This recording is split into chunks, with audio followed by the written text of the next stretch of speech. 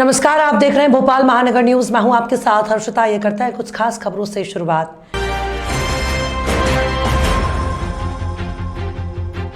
मध्य प्रदेश में इस साल होने वाले विधानसभा चुनाव में कमलनाथ को भावी मुख्यमंत्री पेश करने को लेकर मचा बवाल। शांत होने के पहले ही कांग्रेस के वरिष्ठ नेता दिग्विजय सिंह ने इसे और भड़का दिया है।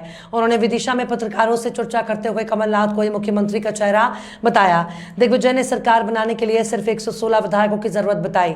उन्होंने चुनाव में मतदाताओं के पास मुख्यमंत्री के रूप में कमलनाथ का चेहरा लेकर जाने की बात कही। दिग्विजय सिंह के इस बयान के बाद चुनाव के पहले कमलनाथ को मुख्यमंत्री बताने का विरोध कर रहे कांग्रेस नेताओं में खलबली मच गई है। वहीं कमलनाथ समर्थक खेमा इससे उत्साहित है। पूछ लीजिए सर, 2023 में कांग्रेस कितनी सीटें मध्य प्रदेश में जीत के अपनी सरकार बनाएगी? सरकार बनाने के लिए हमको चाहिए 116 और उससे ज्यादा ही हमको मिलेगा।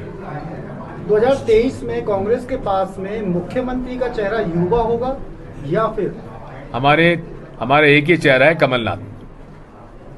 देश में कोरोना के बढ़ते हुए मामलों के मद्देनजर आज से शुरू हुए 2 दिन के मॉक ड्रिल में भोपाल के हमीदिया अस्पताल में भी मॉक ड्रिल किया गया। इस मौके पर चिकित्सा शिक्षा मंत्री विश्वास कैलाश सारंग मौजूद थे। मॉक ड्रिल के दौरान अस्पताल में डमी पेशेंट को कोविड डेडिकेटेड वार्ड में ले जाया गया। इस दौरान होम आइसोलेशन में भर्ती मरीजों को भी टेलीमेडिसिन पर परामर्श दिया गया। मॉक ड्रिल के दौरान कैजुअलिटी और आईसीयू में मरीज को भर्ती करने की टाइमिंग को भी स्टॉप वॉच से रिकॉर्ड किया गया। मॉक ड्रिल के बाद चिकित्सा शिक्षा मंत्री ने गांधी मेडिकल कॉलेज के डीन, डीएमई और डिविजनल कमिश्नर के साथ बैठक कर व्यवस्थाओं की समीक्षा की। सारंग ने मध्य प्रदेश में कोरोना की स्थिति को नियंत्रण में बताते हुए हर स्थिति से निपटने की पूरी तैयारी होने का दावा किया। उन्होंने नागरिकों से मास्क लगाने और भीड़ वाले इलाकों में जाने से बचने की अपील की। नहीं, देखिए, वो तो कर ही रहे हैं, सीक्वेंसिंग भी हो रही है। मुख्य मुद्दा यह है कि अभी जो भी पेशेंट आए हैं वो पूरी तरह से स्टेबल हैं, उनको किसी को हॉस्पिटलाइजेशन की ज़रूरत नहीं है।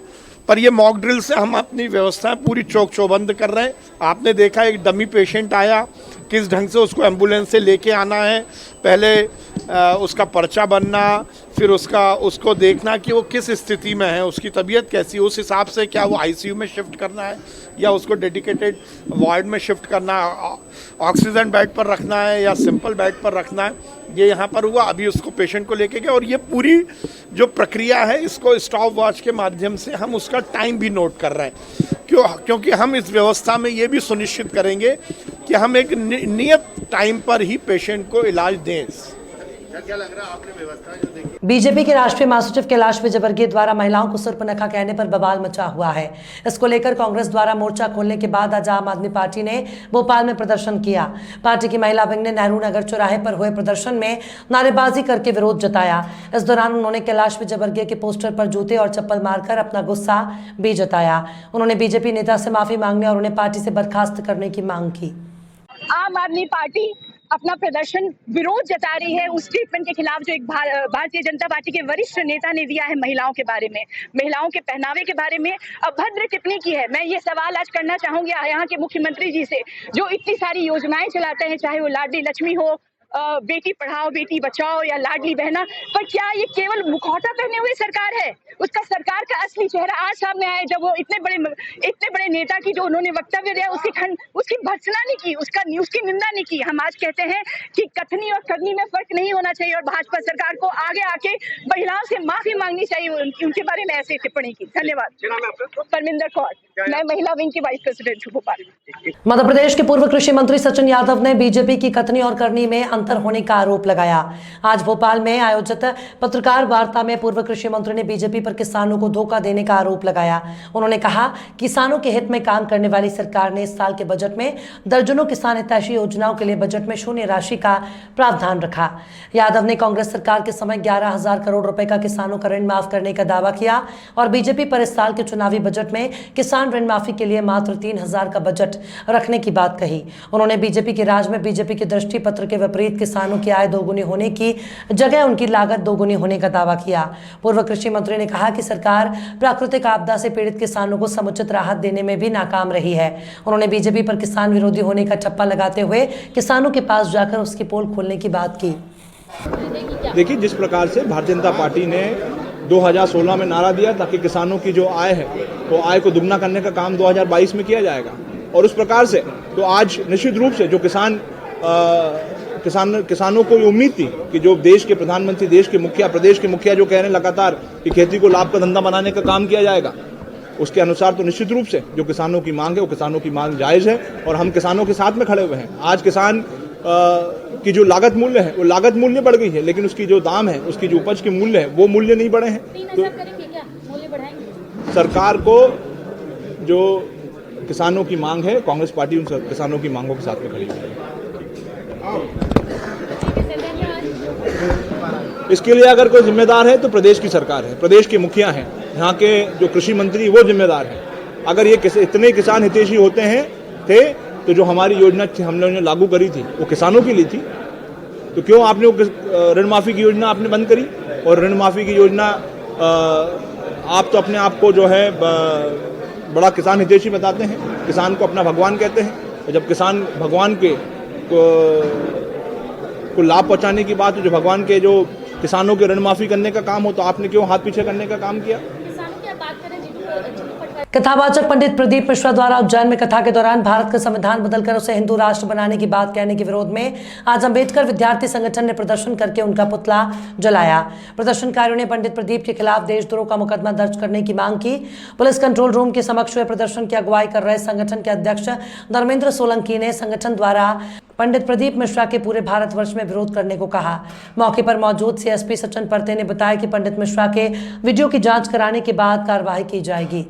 सोने की चिड़िया को सोने का शेर बनाना है, संविधान को बदलो, हमको हिंदू राष्ट्र बनाना। देखो, हमारी मांग हमेशा संवैधानिक तरीके से रही है और हम बाबा साहब को मानने वाले, बाबा साहब के सच्चे अनुयायी हैं जो संविधान को मानते हैं। माननीय पंडित श्री प्रदीप मिश्रा जी द्वारा उनकी कथा और उनके मुखारविंद से कहा गया कि अगर भारत को हिंदू राष्ट्र बनाना है तो संविधान को बदलना पड़ेगा। उन्होंने संविधान को लेकर संविधान बदलने की बात की है, जो कि वास्तविकता में न्यायपूर्ण, न्याय संगत नहीं है। आज देश की शासन व्यवस्था से लेकर हम प्रशासन व्यवस्था की भी बात करें तो संविधान से चलता है और आज पूरा विश्व भारत के संविधान को एक पवित्र ग्रंथ मानता है और आज हम भी पवित्र ग्रंथ मानते हैं।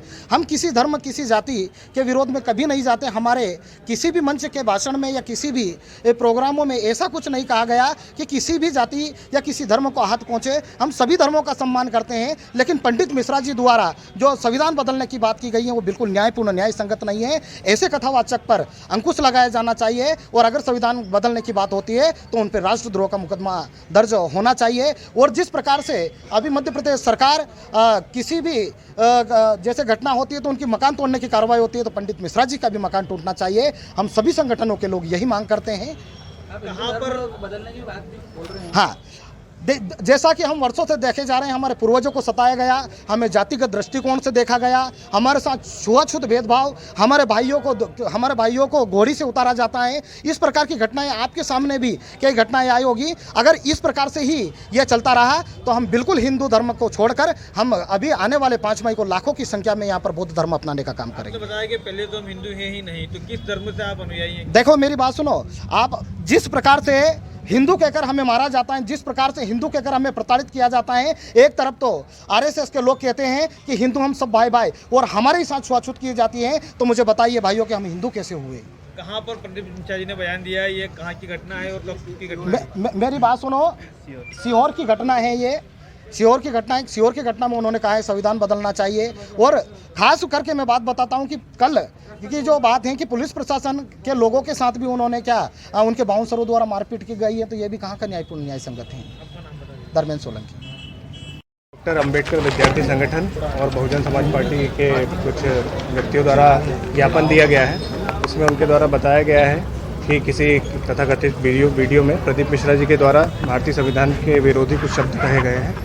तो ये जांच का विषय है, क्योंकि वो वीडियो की सत्यता और उसकी जांच की जाएगी और जो भी उसमें वैधानिक कार्रवाई होगी वो उसके तहत की जाएगी। सर, पुतला जलाया गया है, इसके बाद तो किस तरह कोई कार्रवाई नोटिस वगैरह?